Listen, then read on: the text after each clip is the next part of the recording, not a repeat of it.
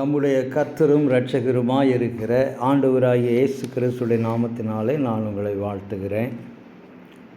மீண்டும் ஒரு விசை கர்த்தருடைய வார்த்தையை கொண்டு உங்களோடு இடைப்படுவதில் நான் மகிழ்ச்சி அடைகிறேன். தேவன் கொடுத்த இந்த வாய்ப்புக்காக நான் நன்றி சொல்லுகிறேன். இந்த மாதத்தினுடைய முதலாவது ஞாயிற்றுக்கிழமை இரவு நேரத்தில் பெங்களூர் பட்டணத்திலிருந்து கோயம்புத்தூருக்கு நான் ரயிலில் பிரயாணம் செய்து கொண்டு இருக்கிறேன். அது இரவு பிரயாணம், படுத்துக்கொண்டு பிரயாணம் பண்ணக்கூடிய அந்த ஒரு அமைப்பு. எனவே ஒரு 9 மணி அளவு, இரவு 9 மணி அளவு ரயிலில் நான் ஏறினேன். எனக்கு ஒதுக்கப்பட்ட இடத்துல ஒரு 8 பேர் இருக்கக்கூடிய தூங்கக்கூடிய அந்த அமைப்பு உடையதாக இருந்தது. எனக்கு லோயர் பர்த், அதாவது கீழ்த்தளத்தில் எனக்கு பர்த்து ஒதுக்கியிருந்தாங்க தூங்குவதற்கு. அங்கே 8 பேரில் 7 பெண்கள், நான் ஒருவன் தான் ஆண். இந்த 7 பேருமே கேரளா மாநிலத்தை சேர்ந்தவர்கள். ஏனென்றால் இந்த ட்ரெயின் கேரளாவுக்கு போகிறது. கோயம்புத்தூருக்கு வந்து கோயம்புத்தூர்லேருந்து கேரளாவுக்கு போகிறது. கோயம்புத்தூருக்கு இரவு 3:45 3:50 போல் வரும். அங்கே உட்கார்ந்து கொண்டு இருக்கிற பொழுது ஏறக்குறைய ஒரு 11 மணி அளவு, இரவு 11 மணி வரைக்கும் இந்த பெண்கள் பேசிக்கொண்டே இருந்தார்கள். நான் ஒரு மூலையில் உட்கார்ந்து கொண்டு இருந்தேன்.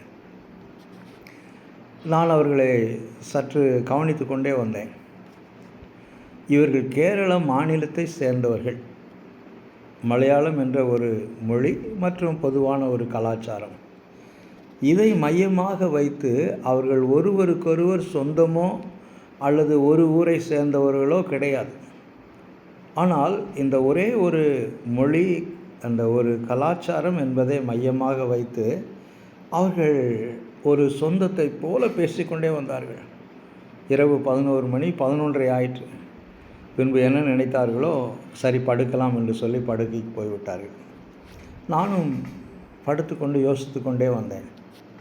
என்னவென்று சொன்னால், மொழி, கலாச்சாரம், மனிதனுடைய வெளித்தோற்றம் இணைவதற்கும் பிரிவதற்கும் காரணமாக, அடையாளமாக காணப்படுகிறது.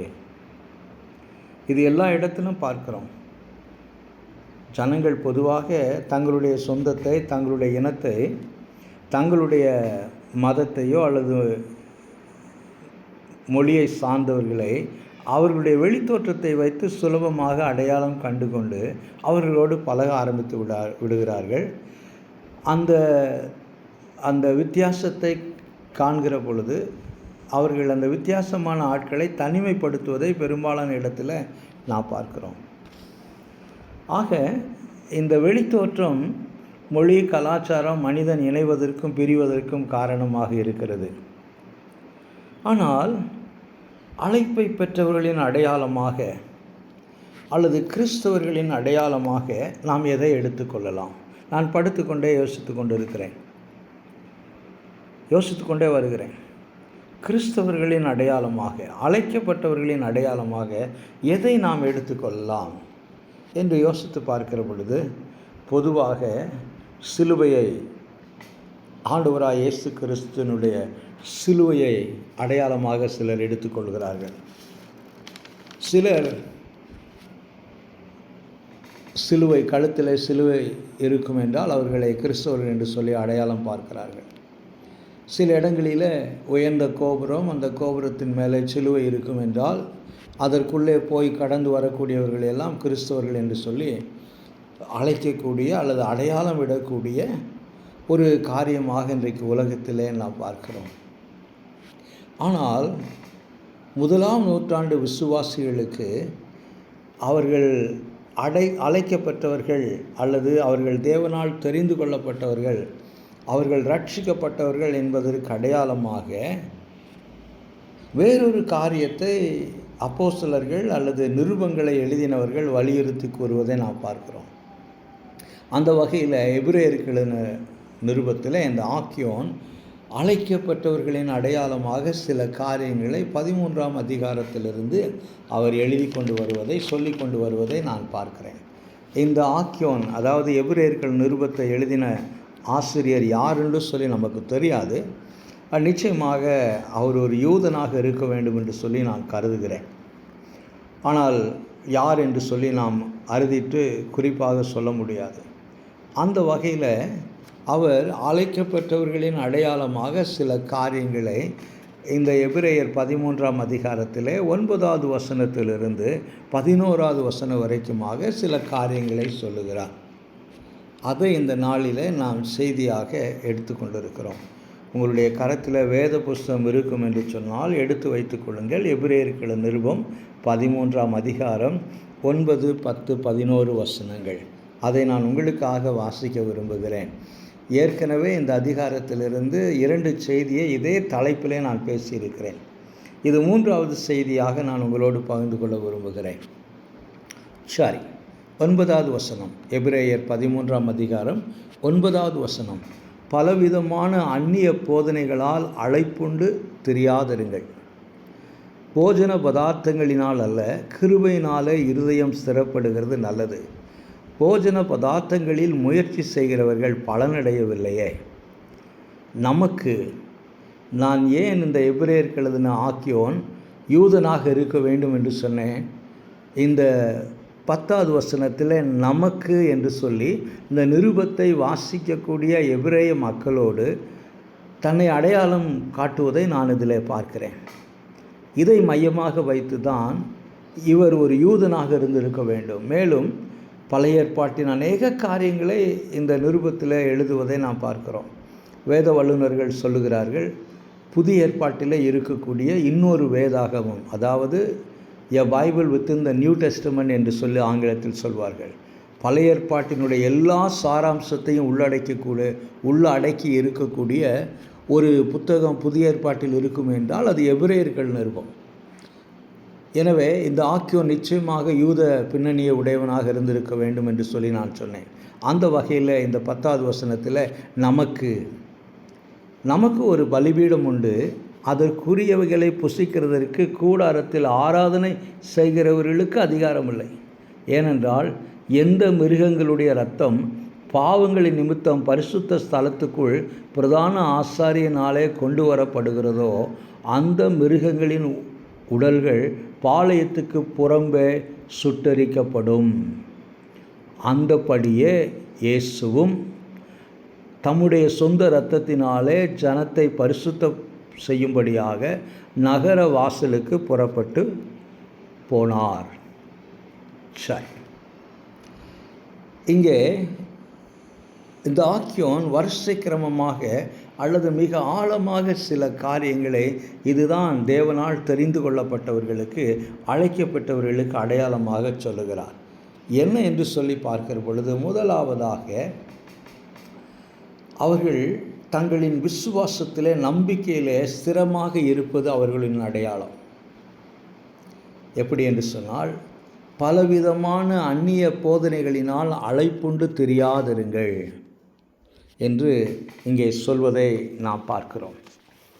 அப்படி என்று சொன்னால், 1வது நூற்றாண்டில் விசுவாசிகள், திருச்சபைகள் ஒரு புறத்திலே வளர்ந்து கொண்டே இருக்கிறது, இன்னொரு புறத்திலே திருச்சபைக்குள்ளே பிரச்சனைகளும் கடந்து வந்து கொண்டிருக்கிறது. என்ன பிரச்சனை என்று சொல்லி பார்ப்போம் என்றால், 1வது நூற்றாண்டு திருச்சபைக்கு 2 விதமான பிரச்சனைகள் இருந்தது. முதலாவது பிரச்சனை என்னவென்று சொல்லி பார்க்கிற பொழுது, சபைக்கு உள்ளே இருக்கக்கூடிய பிரச்சனை அல்லது உபத்திரம். 2வது சபைக்கு வெளியே இருந்து உபத்திரம் பிரச்சனை இருந்தது. ஆக 1வது நூற்றாண்டு திருச்சபை 2 விதமான உபத்திரங்களை அல்லது பிரச்சனையை சந்தித்து கொண்டிருந்தது. சபைக்கு உள்ளே இருக்கக்கூடிய பிரச்சனை கள்ள உபதேசம், சபைக்கு வெளியே உபத்திரங்களினால் பிரச்சனை. இந்த 2 பிரச்சனையும் கருத்தில் கொண்டுதான் இந்த ஆக்கியோன் இந்த 13ஆம் அதிகாரத்தில் சில ஆலோசனைகளை, நீங்கள் அழைக்கப்பட்டவர்கள், நீங்கள் ரட்சிக்கப்பட்டவர்கள், நீங்கள் பிரித்தெடுக்கப்பட்டவர்கள், இது உங்கள் அடையாளமாக இருக்க வேண்டும் என்று சொல்லி இவர்களுக்கு சொல்வதை நாம் இந்த நிருபத்திலே பார்க்கிறோம். சரி, என்னவென்று சொல்லி பார்க்கிற பொழுது, ஒரு முதிர்ச்சி அடைந்த விசுவாசின் அடையாளம் சத்தியத்தை வேத வசனத்தின் அடிப்படையில் போதனைகளை நன்றாக, தெளிவாக, உறுதியாக அறியும் தன்மை உடையவர்களாக காணப்பட வேண்டும். எது வேத வசனத்தின் அடிப்படையிலே வரக்கூடிய போதனை, எது சத்தியத்தின் அடிப்படையிலே வரக்கூடிய போதனை, எது தெளிவான போதனை என்பதை அறியக்கூடிய அல்லது பகுத்தறிந்து பார்க்கக்கூடிய ஒரு தன்மை உடையவர்களாக முதலாவது நூற்றாண்டு விசுவாசிகள் இருக்க வேண்டும். அதுவே அவர்களின் அடையாளமாக இந்த ஆக்கியோன் வலியுறுத்தி கூறுவதை நான் பார்க்கிறேன். ஏனென்று சொன்னால் 9வது வசனம், பலவிதமான அந்நிய போதனைகளினால் அலைப்புண்டு திரியாதிருங்கள். ஆங்கிலத்திலே வாசிக்கிற பொழுது, do not carried away by all kinds of strange teachings. ஆக இந்த முதலாவது நூற்றாண்டு விசுவாசிகள் உள்ளே இருந்து சந்தித்த பெரிய பிரச்சனை என்னவென்றால், பலவிதமான, அதாவது 9வது வசனம் ஆரம்பிக்கிற பொழுதே பலவிதமான அந்நிய போதனைகள் என்று சொல்லி ஆரம்பிக்கிறது. அப்படி என்று சொன்னால், இந்த நிருபம் எழுதப்படுகிற காலகட்டத்தில் ஒருவேளை இந்த நிருபம் 68 எழுதப்பட்டிருக்க வேண்டும் என்று சொல்லி வேத வல்லுநர்கள் கருதுகிறார்கள். பெரும்பாலான அப்போஸ்தலர்கள் இந்த நேரத்தில் ஒன்று அவர்கள் எருசலேமை விட்டு வெளியே கடந்து போயிருக்க வேண்டும், அல்லது அநேகர் கொலை செய்யப்பட்டிருக்க வேண்டும். ஏனென்று சொன்னால் 70வது வருஷத்தில் எருசலேமின் ஆலயம் இடிக்கப்பட்டு, அதாவது கிறிஸ்துக்கு பிறகு 70வது வருஷத்தில் எருசலேமின் ஆலயம் தீத்து ராயனால் இடிக்கப்பட்டு கிறிஸ்தவர்களுக்கு பெரிய உபத்திரம் ரோம அரசாங்கத்தினால் கடந்து வந்தது. அப்பொழுது கிறிஸ்தவர்கள், யூதர்கள், உயிரோடு இருக்கக்கூடிய அப்போஸ்தலர்கள் ஒரு சிலர் வெளியே கடந்து போய்விட்டார்கள் என்று சொல்லி சரித்திரம் சொல்கிறது. ஆக இந்த நிருபம் 68க்குள் எழுதப்பட்டிருக்க வேண்டும். ஒரு புறத்திலே சபை உருவாகி கொண்டு இருக்கிறது. பவுலடிகளார் தனது 3 சுவிசேஷ பிரயாணத்தின் மூலமாக கலாத்தியா, ஆசியா, ஐரோப்பா கண்டங்களுக்கு போய் சபைகளை ஸ்தாபித்தார். சபைகள் பெருகின, சபைகள் வளர்ச்சி அடைந்தன. ஆனால் பிசாசானவன் கள்ள உபதேசத்தை சபைகளுக்குள்ளாக, கள்ள போதனைகளை அவன் விதைக்க ஆரம்பித்தான். கள்ள உபதேசங்களை போதிக்கக்கூடிய ஆட்களை அவன் சபைகளுக்குள்ளாக அனுப்ப ஆரம்பித்தான். ஒரு தேவ மனுஷன் இப்படியாக சொன்னார், கள்ள உபதேசத்தினால் நிறைந்திருக்கக்கூடிய சபை 1வது நூற்றாண்டில் அதிகமாக வந்து கொண்டிருந்தபடியினால அதை வியாதியஸ்தர்களால் நிறைந்திருக்கக்கூடிய ஒரு மருத்துவமனையைப் போல அது இருந்தது என்று சொன்னார். எனக்கு அருமையான தேவனுடைய பிள்ளைங்களே, ஏன் இந்த எபிரேயருக்கு எழுதின இந்த ஆக்கியோன் இவ்வளவு கர்சனையோடு பலவிதமான அந்நிய போதனைகளினால் அழைக்கப்பட்டவர்கள் அலைப்புண்டு திரியக்கூடாது என்று ஏன் சொல்லுகிறார் என்று சொல்லி யோசித்து பார்க்கிற பொழுது, அந்நிய உபதேசம் என்ன செய்யும் என்று சொல்லி 3 காரியத்தை நான் இங்கே சொல்ல விரும்புகிறேன். அதாவது வேத வசனத்தின் அடிப்படையில் வராத உபதேசம், சத்தியத்தின் அடிப்படையில் வராத உபதேசம், வேத வசனத்தை திரித்து வியாக்கியானம் பண்ணக்கூடிய, பேசக்கூடியவர்களால் வரக்கூடிய உபதேசம் என்ன செய்யும் என்று சொல்லி பார்க்கிற பொழுது, அது 3 விதமான காரியங்களை விசுவாசிகளுக்கு பாதிப்பை உண்டாக்கும், அல்லது 3 விதமான ஒரு விளைவை திருச்சபைக்குள்ளாக கொண்டு வரும். முதலாவதாக, அந்நிய உபதேசம் தேவ கிருபையின் மகத்துவத்தை, மேன்மையை ஒரு விசுவாசி உணரவிடாமல் செய்துவிடும். அதைத்தான் இந்த 9வது வசனத்தில், கிருபையினாலே நாம் பலப்படுவது நல்லது, கிருபையினால் விசுவாசி ஸ்திரப்படுவது நல்லது என்று சொல்லுகிறார். ஆக அந்நிய உபதேசம் தேவ கிருபையின் மகத்துவத்தை, மேன்மையை உணரவிடாமல் செய்துவிடும். இங்கே சில காரணங்களை நாம் உதாரணங்களை வேதவசனத்தின் அடிப்படையில் நினைவு கூற வேண்டும். நாம் ரட்சிக்கப்பட்டது தேவனுடைய கிருபை, நம்முடைய பாவங்கள் மன்னிக்கப்பட்டது தேவனுடைய கிருபை, நாம் நீதிமான்களாக மாற்றப்பட்டது தேவனுடைய கிருபை, நாம் தொடர்ந்து விசுவாசிகளாக நிலைத்திருப்பது தேவனுடைய கிருபை, நாம் பரிசுத்த ஆவியின் வரங்களை, கனிகளை பெற்றுக்கொள்வது தேவனுடைய கிருபை, நாம் நிற்பதும் நிர்மூலமாகாமல் இருப்பதும் தேவனுடைய கிருபை. தேவ கிருபையே அல்லாமல் கிறிஸ்தவ வாழ்க்கையில் மேன்மை பாராட்டுவதற்கு, பெருமை பாராட்டுவதற்கு வேறு எதுவுமே கிடையாது. ஆனால் 1வது நூற்றாண்டில் பிசாசானவன் கள்ள உபதேசத்தையும் உபதேசிக்கக்கூடியவர்களையும் சபைக்குள்ளாக கொண்டு வந்தபடினாலே அந்த கள்ள உபதேசம் என்ன செய்தது என்று சொன்னால், அழைக்கப்பட்ட பிள்ளைகள் தேவ கிருபையினுடைய மேன்மையை, மகத்துவத்தை அவர்கள் உணராமல் போனார்கள். ஆக முதலாவதாக அந்நிய உபதேசம் தேவ கிருபையினுடைய மேன்மையை, வல்லமையை, மகத்துவத்தை நாம் உணரவிடாமல் செய்துவிடும். ஒன்று. இரண்டாவதாக அந்நிய உபதேசம் தேவ கிருபையை விட சடங்காச்சாரங்கள் அல்லது வெளித்தோற்றத்திலே நாம் பண்ணக்கூடிய சில பாரம்பரியமான காரியங்களுக்கு, சடங்காச்சாரங்களுக்கு அது அதிகமாய் முக்கியத்துவம் கொடுத்து அதை வலியுறுத்தி பேசும். நாம் மிக ஜாக்கிரதையாக, கவனமாக இதை நாம் கருத்தில் கொண்டு யோசிக்க வேண்டும்.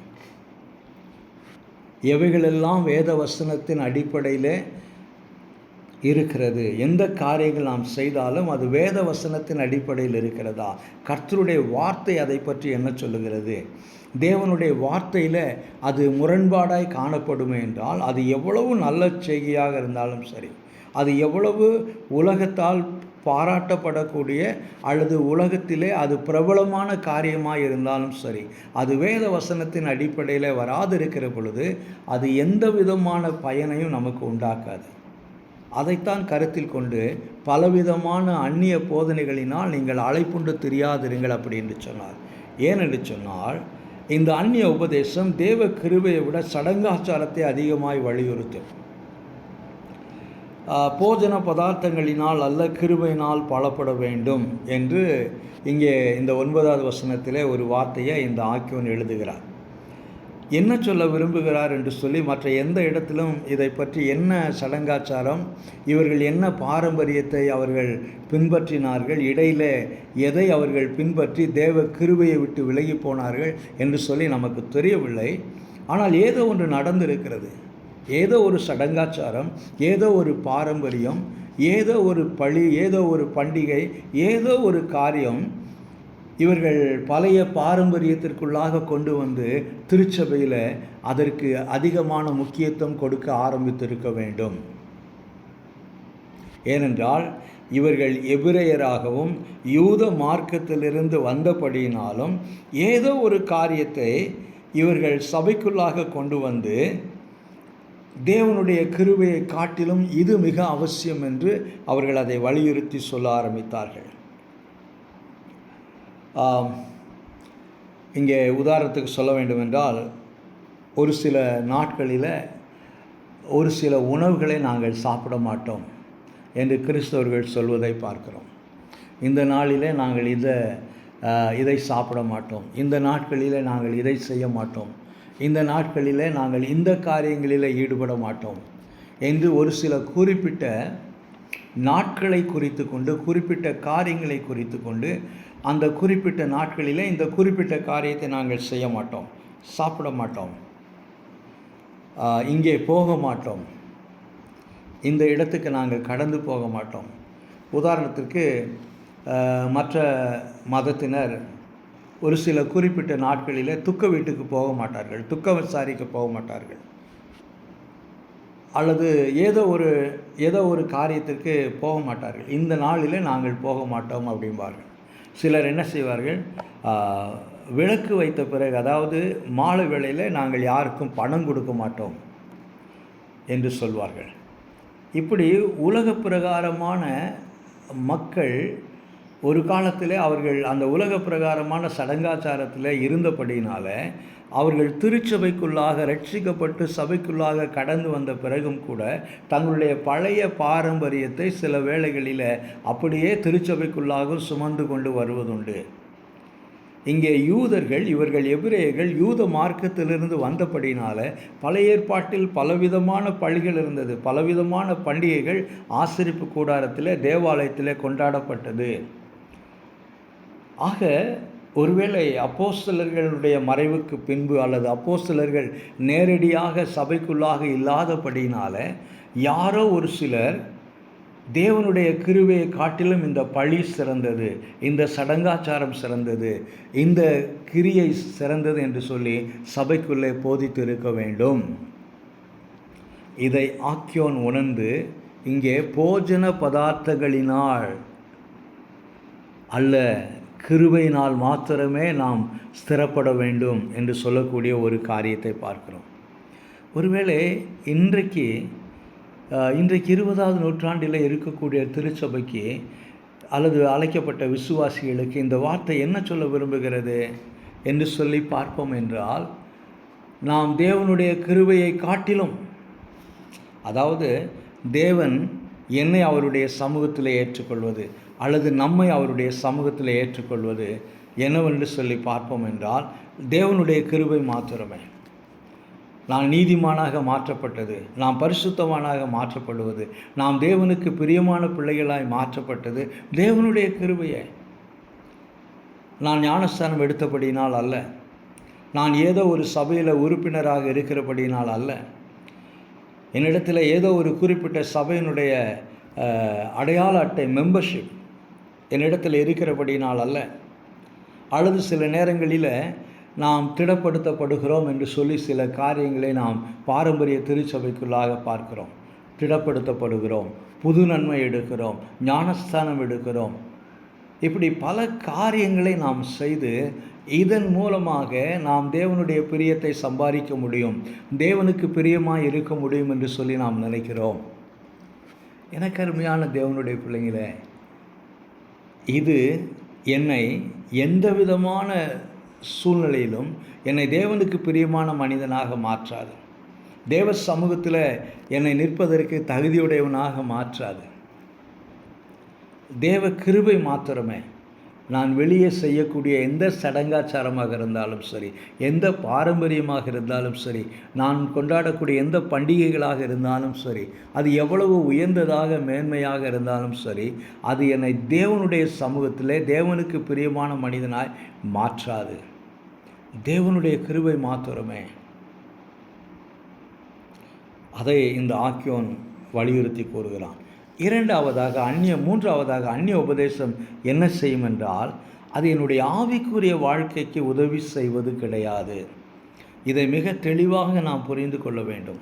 வேத வசனத்தின் அடிப்படையில் வராத உபதேசம் எதுவுமே என்னுடைய ஆவிக்குரிய வாழ்க்கைக்கு, நான் ஆவிக்குரிய வாழ்க்கையில் வளருவதற்கு, முதிர்ச்சி அடைவதற்கு அது எந்த விதத்திலும் அது பிரயோஜனமாக இருப்பது கிடையாது. இந்த 9வது வசனத்தினுடைய இறுதி பகுதியில் போஜன பதார்த்தங்களில் முயற்சி செய்கிறவர்கள் பலனடையவில்லையே. ஒருவேளை இதை சொல்லுகிற பொழுது பழைய ஏற்பாட்டில் செலுத்தப்பட்ட பலிகளையெல்லாம் இந்த ஆக்கியோன் மனதில் வைத்து சொல்லுகிறாரோ என்னவோ எனக்கு தெரியவில்லை. எவ்வளவு பலிகள் பழைய ஏற்பாட்டில் செலுத்தப்பட்டது, எவ்வளவு மிருகங்கள் பழைய ஏற்பாட்டில் செலுத்தப்பட்டது. அவைகள் பழைய ஏற்பாட்டு விசுவாசிகள் யாரையும் அது பரிசுத்தப்படுத்தவில்லையே. அவர்களை தேவனுடைய சமூகத்திலே பிரியமானவர்களாக அது மாற்றவில்லையே. ஆக அவர்கள் கொண்டாடின பண்டிகைகள், அவர்கள் செய்த சடங்காச்சாரங்கள் எதுவுமே அவர்களை தேவனுடைய சமூகத்தில் ஏற்றுக்கொள்ளக்கூடிய நிலைமையில ஒரு காரியத்தை அது செய்யவில்லை. ஆக இந்த சடங்காச்சாரமாக, பாரம்பரியமாக ஏதோ ஒரு காரியத்தை நான் செய்கிறபடினாலே நான் பலனடைவேன், ஆவிக்குரிய வாழ்க்கையில் பலனடைவேன் என்று சொல்லி நான் யோசிப்பது தவறான காரியம். ஆக அந்நிய உபதேசம் என்னுடைய ஆவிக்குரிய வாழ்க்கைக்கு எந்த விதத்திலும் உதவி செய்வது கிடையாது.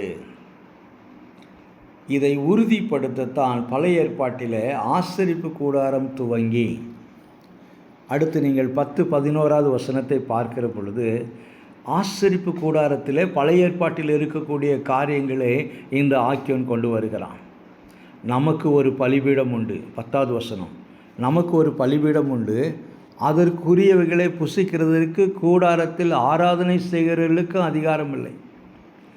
ஏனென்றால் எந்த மிருகங்களுடைய இரத்தம் பாவங்களின் நிமித்தம் பரிசுத்த ஸ்தலத்துக்குள் பிரதான ஆசாரியனாலே கொண்டு வரப்படுகிறதோ அந்த மிருகங்களின் உடல்கள் பாளையத்துக்கு புறம்பே சுட்டரிக்கப்பட வேண்டும். அந்தபடியே இயேசுவும் தம்முடைய சொந்த இரத்தத்தினாலே ஜனத்தை பரிசுத்தம் செய்யும்படியாக நகர வாசலுக்கு புறம்பே புறப்பட்டு போனார். என்ன சொல்ல வருகிறார் என்றால், இந்த ஒருவேளை பழைய ஏற்பாட்டிலே செலுத்தப்பட்ட பலிகள், கொண்டாடப்பட்ட பண்டிகைகள், ஆசரிப்பு கூடாரத்தில் நடத்தப்பட்ட நிகழ்ச்சிகள் எதுவாக இருந்தாலும் சரி, அது கிறிஸ்துவின் நிழல் சாயலாக இருந்தது. வருகிற ஆண்டவராய் இயேசு கிறிஸ்துவை அது முன்குறிக்கக்கூடியதாக இருந்தது. அது கிறிஸ்துவின் சாயலாக இருந்தது. அதைத்தான் இந்த 10ஆம் வசனத்திலிருந்து 13வது வசனம் வரைக்கும் இந்த ஆக்கியோன் அவர்களுக்கு நினைப்பூட்ட விரும்புகிறார். இது என்னுடைய சொந்த அபிப்பிராயமாக, கருத்தாக நான் சொல்ல விரும்புகிறேன். இந்த நிருபத்தை பலமுறை படித்ததுக்கு அப்புறமாக இந்த ஆக்கியோன் யூதனாக இருக்கின்றபடினால பழைய ஏற்பாட்டினுடைய எல்லா சடங்காச்சாரங்களையும், பாரம்பரியங்களையும், பண்டிகைகளையும் நன்கு அறிந்த மனிதனாக இருக்கிறபடினால இங்கே அவர் சொல்ல விரும்புகிற காரியம் என்னவென்று சொன்னால், பழைய ஏற்பாட்டிலே செலுத்தப்பட்ட பலிகள் எதுவாக இருந்தாலும் சரி, அது கிறிஸ்துவுக்கு நிழல் சாயலாக, கிறிஸ்துவை முன்குறிக்கக்கூடியதாக இருந்தது. கிறிஸ்துவே சிலுவையில் ஆண்டவராய் இயேசு கிறிஸ்து மரித்ததே அவருடைய கிருபை மாத்திரமே ஒரு மனிதனை தேவ சமூகத்தில் ஏற்றுக்கொள்ளக்கூடியதாக மாற்றும். அந்நிய உபதேசம், அதாவது இந்த போஜன பதார்த்தங்கள் அல்லது பண்டிகைகள், சடங்காச்சாரங்கள் எதுவுமே மனுஷனுக்கு ஆவிக்குரிய வாழ்க்கையில் அதை செயல்படுத்துகிறவர்களுக்கு பிரயோஜனமாக இருக்காது என்பதை இந்த ஆக்கியோன் சொல்வதை நான் பார்க்கிறேன். எனக்கு அருமையான தேவனுடைய பிள்ளைங்களே, அப்போஸ்தலர்கள் இருந்த நாட்களிலேயே திருச்சபைக்குள்ளே இவ்வளவு பிரச்சனைகள், அப்போஸ்தலர்களுடைய மேற்பார்வையின் கீழே இயங்கப்பட்டு கொண்டு வருகிற சபைக்குள்ளேயே இவ்வளவு பிரச்சனைகள். கொலைசேர்கள் நிருபத்தை வாசித்து பாருங்கள், அங்கே ஒரு கள்ள உபதேசம். கலாத்தியர்கள் நிருபத்தை வாசித்து பாருங்கள், அங்கே கள்ள உபதேசம். எபேசு பட்டணத்துக்குள்ளாக கள்ள உபதேசம். கொரிந்து பட்டணத்துக்குள்ளாக கள்ள உபதேசம். கொரிந்து பட்டணத்தில் சிலர் உயிர்த்தெழுதல் இல்லை என்றார்கள். தெசலோனிக்க சபையில் கிறிஸ்துவின் 2வது வருகையை பற்றி ஒரு தவறான கருத்து வேறுபாடு. கலாத்தியர்கள் நிருபத்தில் வேறொரு சுவிசேஷம். இப்படி பவுலடிகளால் எழுதின ஒவ்வொரு நிருபத்தையும் நீங்கள் பார்ப்பீர்கள் என்றால், அவராலே ஸ்தாபிக்கப்பட்ட சபைக்குள்ளாகவே கள்ள உபதேசங்கள் கடந்து வந்து 1வது நூற்றாண்டில் விசுவாசிகளை விசுவாசத்திலிருந்து தடம்புரளும்படியாய் செய்தது.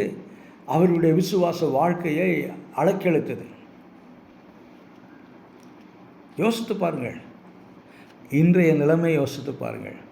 இன்றைக்கு திருச்சபைகள் பெருகி கொண்டு இருக்கிறதா? பெருகி கொண்டு இருக்கிறது. வளர்ந்து கொண்டு இருக்கிறதா? வளர்ந்து கொண்டு இருக்கிறது. புது புது சபைகள் வந்து கொண்டு இருக்கிறதா? வந்து கொண்டு இருக்கிறது.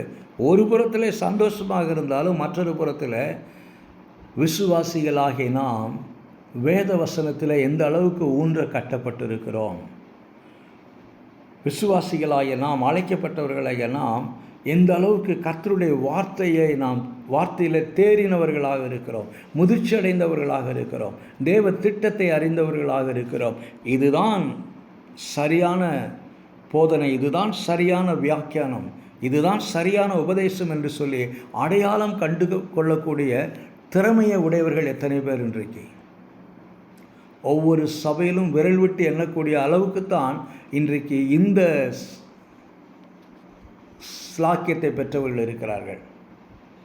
எனக்கு அருமையான தேவனுடைய பிள்ளைங்களை, இன்றைக்கு பிசாசானவன் பேதுரு அடிகளார் தன்னுடைய 1வது நிருபத்தில் எழுதுகிற பொழுது எழுதினாரே, ஜாக்கிரதையாக இருங்கள், உங்கள் எதிராளியான பிசாசானவன் எவனை விழுங்கலாமோ என்று சொல்லி கர்ச்சிக்கிற சிங்கத்தை போல வகை தேடி சுற்றித் திரிகிறான் என்று சொல்லி 1வது நூற்றாண்டிலிருந்து எப்பொழுது திருச்சபை ஸ்தாபிக்கப்பட்டதோ அந்த நாளிலிருந்து சாத்தானானவன், சத்துருவானவன் கள்ள உபதேசங்களை சபைக்குள்ளே விதைத்து கொண்டே வருகிறான்.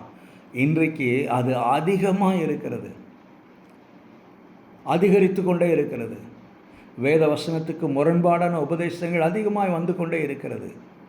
எனக்கு அருமையான தேவனுடைய பிள்ளைங்களே, நாம் அழைக்கப்பட்டவர்கள், நாம் தேவனால் தெரிந்து கொள்ளப்பட்டவர்கள், நாம் பிரித்தெடுக்கப்பட்டவர்கள் என்று சொல்வோம் என்றால், நம்மிடத்தில் இந்த 3 குணாதிசயங்கள் அடையாளமாக காணப்பட வேண்டும். முதலாவதாக விசுவாசத்தில் உறுதியாக இருப்பது. இதுதான் விசுவாசம், இதுதான் நம்பிக்கை, இதுதான் வேத வசனம், இதுதான் கர்த்தருடைய வார்த்தை என்று பகுத்தறிந்து பார்க்கக்கூடிய அந்த உறுதி நமக்குள்ளாக காணப்பட வேண்டும். அது முதலாவது அடையாளமாக இருக்க வேண்டும். இரண்டாவதாக ஆவிக்குரிய முதிர்ச்சி விசுவாசிகளின் அடையாளமாக காணப்பட வேண்டும். மூன்றாவதாக கிறிஸ்துவின் சிலுவை மாத்திரமே. No substitute for cross, no substitute for Christ. கிறிஸ்துவின் கிருபாதார பழி மாத்திரமே நம்முடைய பாவங்களை மன்னிக்க முடியும். கிறிஸ்து சிலுவையில் சிந்தின ரத்தம் மாத்திரமே என்னுடைய பாவங்களை மன்னிக்க முடியும், நம்முடைய பாவங்களை மன்னிக்க முடியும். இயேசு கிறிஸ்துனுடைய ரத்தம் மாத்திரமே நம்மை சுத்திகரிக்க முடியும். வானத்திலும் பூமியிலும் ஆண்டவராய் இயேசு கிறிஸ்துவே அல்லாமல் ரட்சிக்கப்படுவதற்கு வேறொரு நாமம் கொடுக்கப்படவில்லை என்று சொல்லி அப்போஸ்தலர்கள் உறுதியாய் பேசினார்கள். எனக்கு அருமையான தேவனுடைய பிள்ளைங்களே, கிறிஸ்துவின் பழியினால் கிருபை மாத்திரமே நம்மை தாங்குகிறது. கிருபை மாத்திரமே நம்மை ஆண்டவராய் இயேசு கிறிஸ்துவை சந்திப்பதற்கு ஆயத்தப்படுத்தி கொண்டிருக்கிறது என்ற உண்மை நமக்குள்ளாக கடந்து வர வேண்டும். முதலாம் நூற்றாண்டு விசுவாசிகளுக்கு இதைத்தான் இந்த ஆக்கியோன் சொல்லுகிறான். நமக்கும் பரிசுத்த ஆவியானவர் அதைத்தான் சொல்லுகிறார். நாம் விசுவாசத்தில் உறுதியாக இருப்பது நம்முடைய அழைக்கப்பட்ட அழைப்புக்கு அடையாளம். நம்முடைய ஆவிக்குரிய முதிர்ச்சி நாம் அழைக்கப்பட்டவர்கள் என்பதற்கு அடையாளம். நாம் கிருபையினால் மாத்திரமே நிலைநிற்கிறோம். கிறிஸ்துவின் சிலுவை மாத்திரமே என்னை மீட்டெடுத்திருக்கிறது, என்னை நீதிமானாய் மாற்றியிருக்கிறது. அந்த சிலுவை நிழலில் மாத்திரமே நான் தஞ்சம் கொண்டிருக்கிறேன் என்ற அந்த கிருபையின் மீது நாம் வைத்திருக்கிற நம்பிக்கை நம்முடைய மூன்றாவது அடையாளமாக இருக்க வேண்டும். கர்த்ததாமே இந்த வார்த்தையை கொண்டு நம்மோடு பேசுவாராக. இன்றைக்கு பலவிதமான அந்நிய உபதேசங்கள் கிறிஸ்தவத்திற்குள்ளாக, திருச்சபைக்குள்ளாக கடந்து வந்து கொண்டிருக்கிறது. அது விசுவாசிகளுடைய விசுவாசத்தை அலைக்கழித்து கொண்டிருக்கிறது. தேவ ஆவியானவர் தாமே நமக்கு ஞானத்தை கொடுத்து நம்மை சத்தியத்தில் நிலைநிறுத்தி கிறிஸ்துவின் வருகை மட்டும் நம்மை ஆயத்தப்படுத்துவாராக, நம்மை பரிசுத்தப்படுத்துவாராக, நம்மை தகுதிப்படுத்துவாராக. கர்த்ததாமே இந்த வார்த்தையை கொண்டு நம்மோடு இடைப்படுவாராக, நம்மை ஆசீர்வதிப்பாராக. இதன் தொடர்ச்சியை தொடர்ந்து கர்த்தருக்கு சித்தமானால் அடுத்த வாரத்திலே நாம் பார்க்க இருக்கிறோம். மீதியான வசனங்களை தொடர்ந்து எங்களுக்காக ஜெபித்துக் கொள்ளுங்கள். ஆமென்.